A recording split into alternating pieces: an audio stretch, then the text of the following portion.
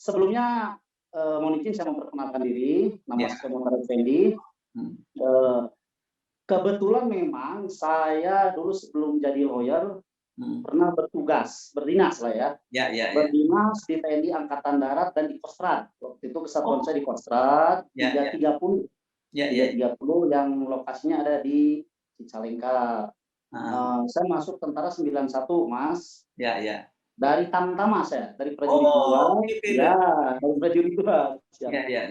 91 saya masuk, TNI, kemudian agak panjang ya, maaf ya, biar mengenal saya. 94, 95 saya ke Timur Timur, kemudian 96 pembebasan sandera.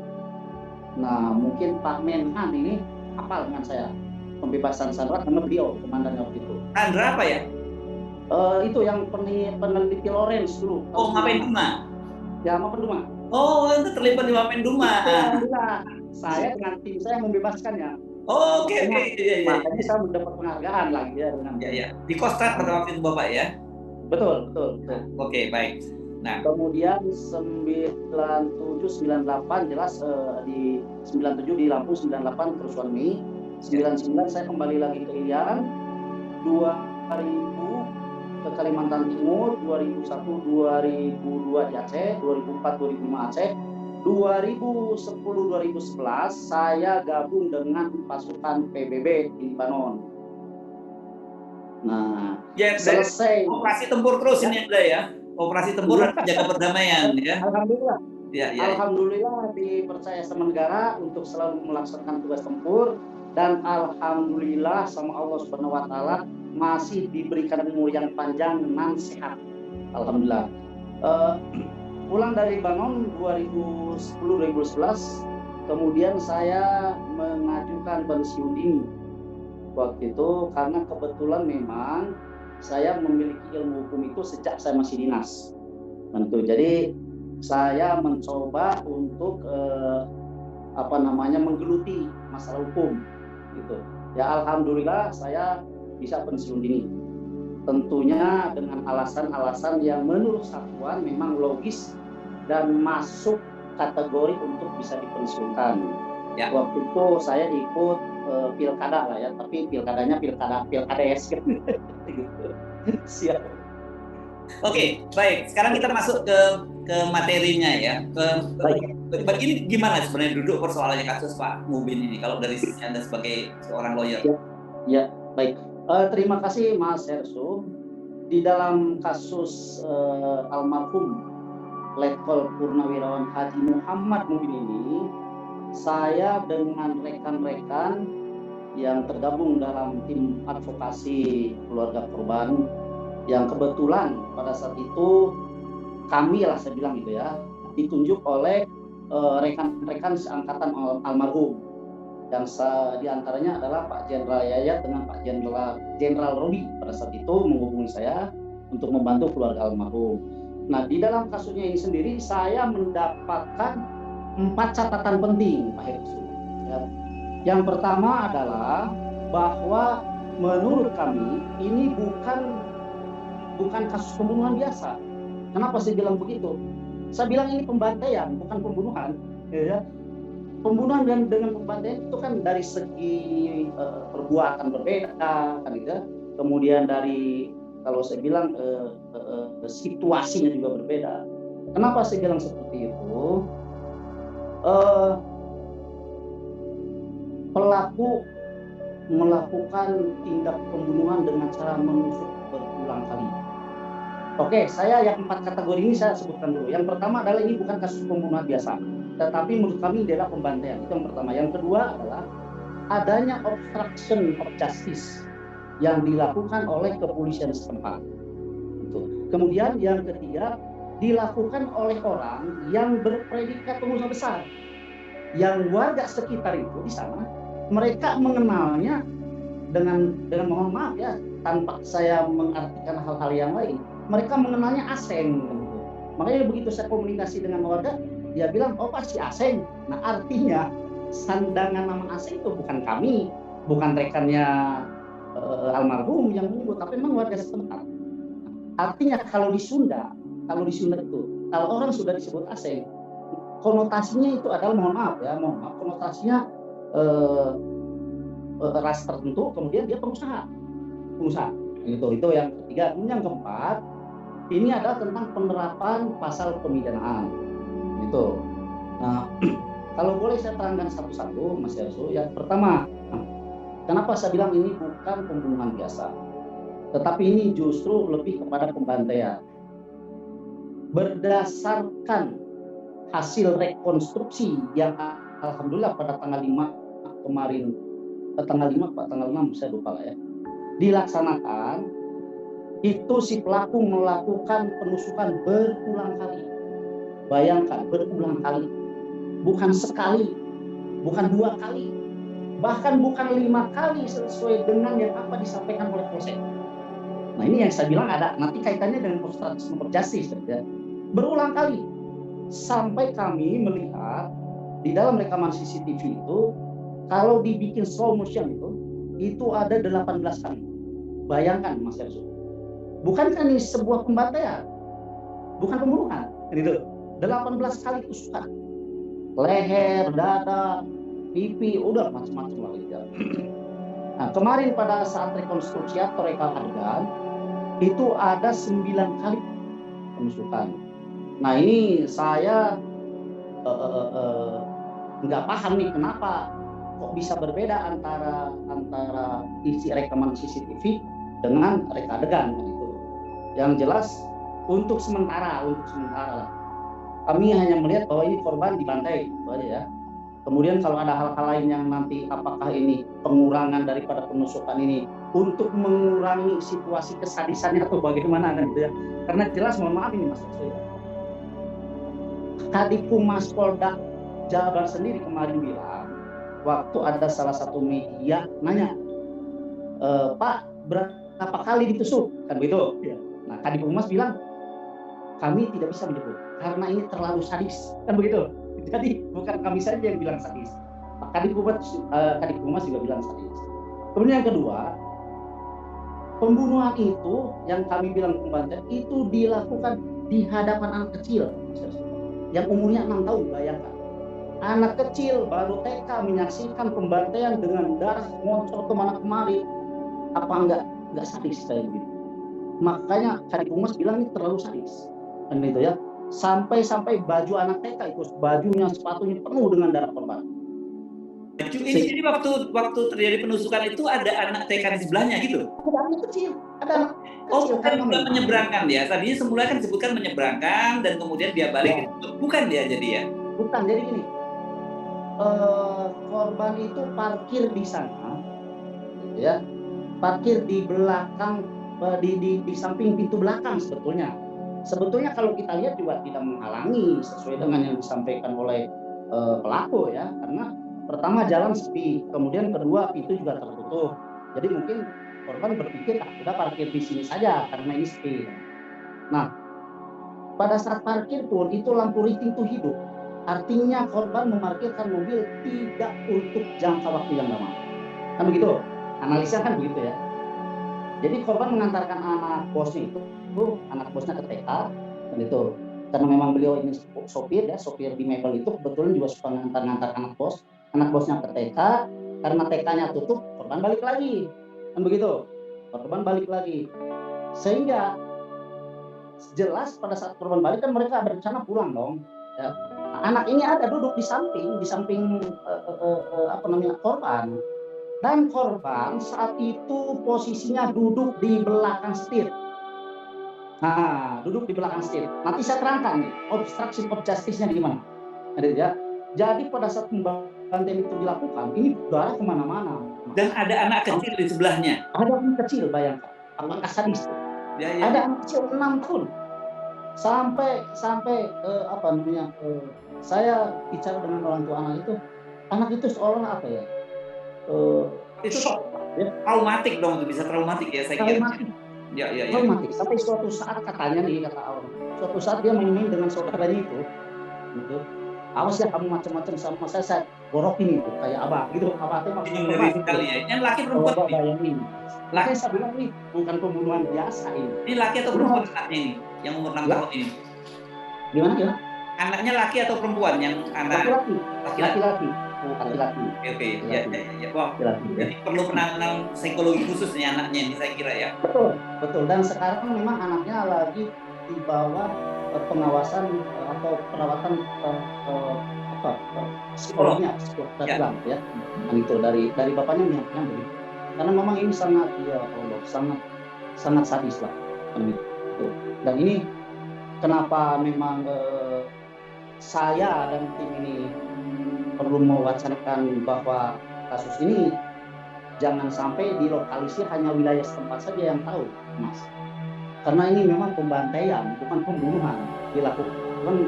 Kalau nggak salah sekarang konstruksinya adalah pasal 351 ya itu ya, penganiayaan saja ya berarti ya. Nah, jadi gini, saya sekarang beralih ke poin yang kedua. Kan tadi saya bilang ada 4 poin ya. Sekarang saya beralih ke poin yang kedua, adanya obstruction of justice. Nah, pertama, pihak Polsek menerima laporan tanpa meyakinkan dulu apa sih sebenarnya. Ya. Itu menurut saya ya. Karena begini, dibilang sama saya yakin apakah bapaknya yang berbicara di Polsek atau mungkin pelakunya yang berbicara langsung di Polsek, bahwa dibilang ini mereka tidak ada niat membunuh, anaknya tidak ada niat membunuh. Saya bilang itu bohong besar. Orang dari dalam udah bawa pisau kok. Bagaimana ceritanya orang tidak niat membunuh? Kalau memang dia tidak niat membunuh, pertanyaan kami, kenapa dia bawa pisau? Ya kan? Kenapa dia tidak lakukan pemukulan saja kalau memang dia jengkel kan itu? Kenapa dia tidak menggunakan alat yang ditemukan kan itu untuk katakanlah menganiaya orang? Kalau memang dia tidak berencana membunuh kan itu, tidak berencana membunuh. Saya bilang begitu. Kemudian yang selanjutnya, tanggal 16 kejadian, tanggal 17 saya dapat surat kuasa, tanggal 19 saya ke Polsek meyakinkan, kan itu, minta cerita yang sebenarnya, kan itu. Nah dari Polsek sendiri menyampaikan bahwa Pak ini pembunuhan yang dilakukan Asep. Nah bahasa Asep ini keluar juga Mas dari polisi kan gitu ya, kan gitu. Nah, ya saya bilang betul, Pak kan saya ingin tahu sejelasnya. Nah, kemudian tanggal 19 itu baru dipasang polis lain. Coba bayangkan, pembunuhan yang begitu sadis, 3 hari kemudian baru dipasang polis lain di tempat, ya ini kan tempatnya pelaku ini kan rumahnya lah. Jadi kan orang tuanya kan pedagang pupuk tuh, ya pedagang pupuk. Dan begitu kemarin rekonstruksi terjadi, begitu besar, Mas, gudangnya. Dan yang bikin saya heran, di setiap sudut itu kan ada CCTV. Ya, harusnya polisi itu membuka. Ini saya ada keterangan bahwa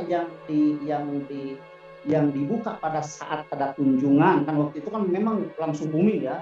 Sampai Mabes TNI, Kemenkumham, sama PPAD itu organisasi Purna itu turun audiensi dengan Polda, itu dibuka rekaman CCTV, tapi kelihatannya menurut saya itu hanya perbuatan pada saat terjadi pembunuhan saja. Artinya 3 hari ke belakang, dari mulai tanggal 19 ke tanggal 16 sebelum dipasang polis lain, itu rekamannya seperti apa? Ya kan itu, saya justru saya boleh dong sebagai kuasa hukum keluarga berasumsi jangan-jangan di dalam ini ada apa kan itu, ya kan, karena kemarin begitu kita masuk rapi banget, lokasinya rapi banget, bersih rapi, seolah-olah sudah ada yang ditata ulang. Ini menurut saya, siapapun pengacara boleh berbicara begitu demi kepentingan klien kan itu. Nah itu kemudian barang bukti, salah satu barang bukti yang disampaikan pada saat konferensi pers Polda Jabar, ya, itu pisau dapur yang bergagang merah, kan itu, ya. Dan saya yakin itu adalah kepanjangan cerita dari Polsek, kan begitu, ya kan? Karena kan awalnya ditangani Polsek tuh, kemudian kan setelah booming diambil alih sama Polda, karena ada waktu itu Mabes TNI, Kemenkumham dan Perkadet turun tangan itu diambil alih Polda. Dan lebih apa sih buat saya, bukan mencengangkan lah. Jadi alat bukti yang berupa pisau bergagang merah itu di dalam konferensi pers terakhir Polda itu dibantah bahwa bukan itu barang buktinya, tetapi pisau lipat sesuai dengan yang terjadi pada saat rekonstruksi, kan begitu, ya kan? Jadi saya nilai ini kepolisian terlalu tergesa-gesa membuat analisa kan itu dan menyimpulkan kejadian yang sebenarnya. Nah, akhirnya karena adanya tergesa-gesa, jadi kami berasumsi ada apa, kan itu wajar dong ya, wajar kan itu sebaiknya ada apa, kok seolah-olah ada yang ditutupi, kan itu ya. Di rekonstruksi itu si pelaku ini dari dalam rumah itu sudah bawa pisau lipat yang ada di saku celana. Bayangkan Mas, pisau lipat yang ada di saku. Bukan seperti yang dijelaskan sebelumnya bahwa dia sedang di dapur, sedang memasak, terus kemudian dia baru keluar gitu, bukan gitu ya? Bukan. Jadi dia lihat CCTV ada orang parkir di depan pintu dan dia marah gitu, terus kemudian dia sengaja marah turun bawa pisau itu, kira-kira begitu ya? Betul. Jadi di rekonstruksi itu pada saat korban parkir di depan gerbang yang sepi itu, nah si pelaku ini ada di ruang atas dan saya dengan tim ikut menyaksikan rekonstruksi. Dia lagi duduk-duduk di sofa si pelaku ini. Begitu melihat monitor CCTV gitu ya, monitornya, nah dia telepon karyawannya kan itu, karena kemungkinan kan tidak diucapkan lah itu ya, hanya telepon begitu ya, atau kurang lebih kelihatannya dia nelfon ke karyawannya menyuruh tengok itulah siapa yang parkir atau mungkin mau apa gitu ya.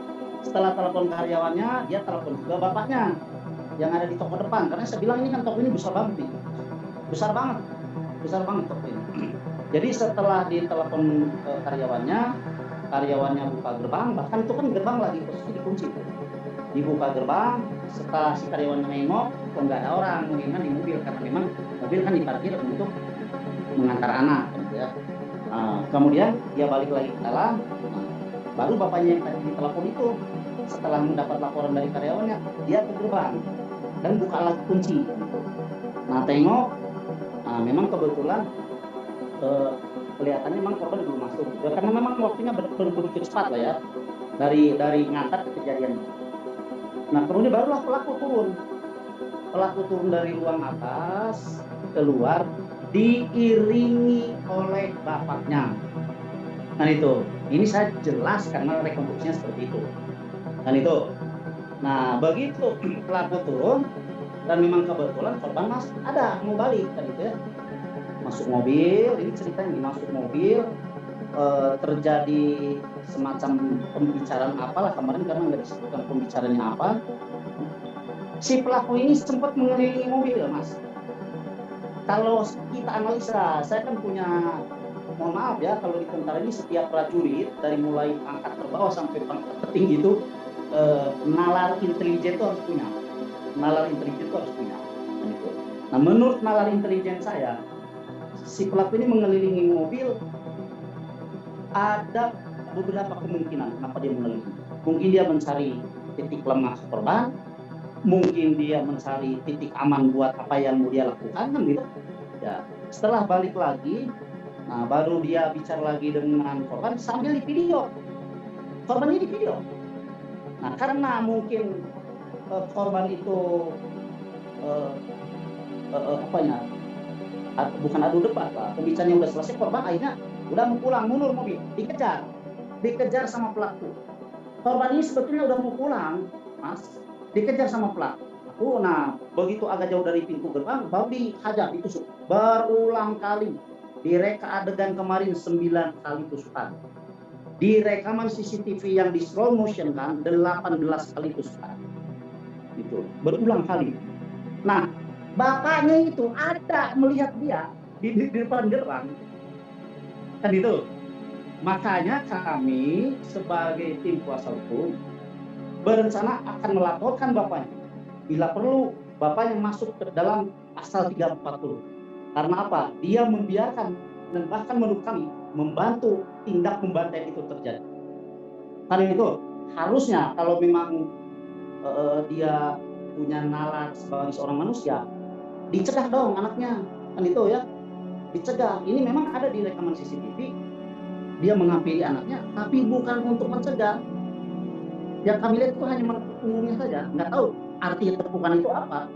Kan itu, nggak tahu arti tepukannya, dia bilang sudah, atau mungkin lanjutkan, atau mungkin bagus, kan begitu. Kita nggak tahu kan itu. Yang jelas, bapaknya hadir dan melihat kejadian.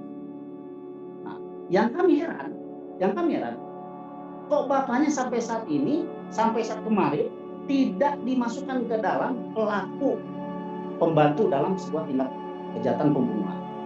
Kan itu. Makanya kami dari tim sejak awal sebetulnya, sejak press release Kabid Humas Polda Jabar pertama, kemudian di revisi dengan press release kedua, kan itu, yang menyebutkan di pertama itu kan pertama tidak ada niat membunuh, gitu ya. Kemudian yang kedua terjadi perkelahian antara korban dengan pelaku, bahkan korban meludahi pelaku, begitu kan. Nah, ternyata di rekonstruksi dan di rekaman tidak ada perkelahian, tidak ada Mas, tidak ada. Orang korbannya duduk di belakang setir kok, pegang setir begini, ya kan. Terus yang dibilang meludahi, nggak ada. Orang korban pakai masker, bagaimana ceritanya meludahi, kan gitu ya. Nah, gitu. Dibantah itu semua oleh Kabid Humas Polda Jabar bahwa cerita itu semua tidak benar, kan begitu. Nah, dengan cerita itu sebetulnya kami sudah mau melaporkan pertama saksi karyawan itu, kedua orang tuanya, kan itu. Tetapi waktu itu kami dihadang oleh Polda, jangan dulu deh, lihat dulu perkembangan kami, begitulah ya. Kami sebagai tim kuasa hukum menghormati kinerja polisi. Oke, kami lihat kinerja Bapak seperti apa. Tapi kalau sampai nanti mau masuk ke P21 peradilan, orang tuanya masih belum ditetapkan sebagai tersangka, ya mau tidak mau demi rasa keadilan, gitu, kami akan laporkan siapapun orang yang ada di TKP dan tidak mencegah terjadinya pembunuhan, kami akan laporkan. Ya. Tuh. Oke. Tapi sejauh ini semua konstruksi sudah berjalan bagus, khusus untuk Aseng ini sudah mulai on the right track ya. Ya betul. Sekarang sudah mulai on the track lah ya. Ya. Salah satu di antaranya adalah penerapan pasal pemidanaan. Oke, apa yang itu? Semula dari Polsek itu pasal 351. Ya.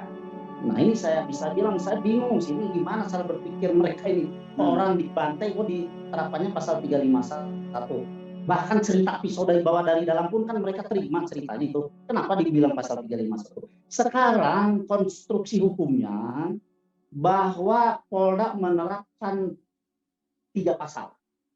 Pertama, pasal primer itu adalah 340. Kemudian yang kedua berencana ya. 338. Ya. Pembunuhan berencana, kemudian 338 pembunuhan. 351 ayat 3 masih diterapkan. Ini yang sebetulnya yang kami protes. Kan itu ya. 351 ayat 3 berdasarkan keterangan dan berdasarkan keterangan daripada press conference-nya Polda Jabar dan berdasarkan hasil reka adegan kemarin, itu sudah tidak relevan pasal 351 ayat 3. Harus saya bilang ke Polda, anulir, nggak ada alasan. Ini anulir, jangan sampai pasal 351 ini menjadi pasal alternatif, Mas. Kan itu artinya begini. Mohon maaf, saya bukan mengecilkan kinerja polisi ya. Mereka tidak susah-susah untuk meyakinkan 340, tidak meyakinkan 338, 351 udah kena. Kan begitu. Artinya ini kan pasal alternatif. Nah, kami tidak mau seperti itu. Kami akan desak Polda tetap on the track di pasal 340. Itu yang paling utama. Oke. Dan kami kemarin sudah bicara dengan pihak kejaksaan seperti itu.